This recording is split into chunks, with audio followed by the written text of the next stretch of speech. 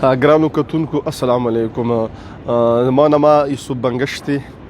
زه بحثیت د ان پی یو نظریاتي کارکون یا ورکر یو پیغام ډلې کول غواړو خپل ملګرو ته، خپل د پارټۍ ورکرو ته. د ان 45 الیکشن شروع دي، مختلف کینډیډیټس ویلوړ دي، امیدواران ویلوړ دي. نو ان پی هم دې ځلې خپل ټیکټ زموږ کوم محترم نوروز خان تغیر کړی دی اورکزي ته.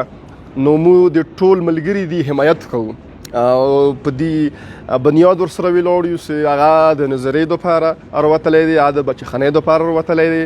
هغه د اقتدار مقصد نه دی، هغه صرف د بچخانۍ اواز مقصد دی چې هغه کور ته ورسیږي، هغه کلي ته ورسیږي.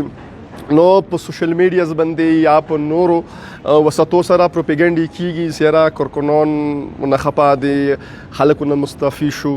نو دا هسې منګړت خبرې دي، دې کې څه حقایق نشته دي.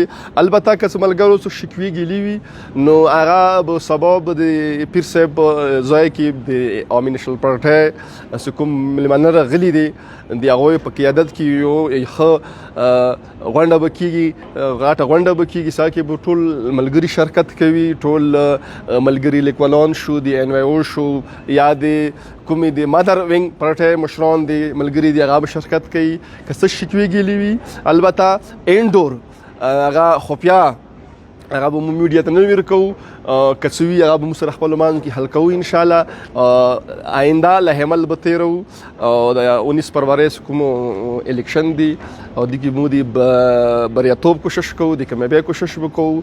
یو ځل بیا تاسو ډېره مننه او تاسو ته خواست دی چې روان کوم الیکشن دی نظریې په بنیاد باندې خپل ووټ واچوئ، ووټ خرڅ نه کړئ.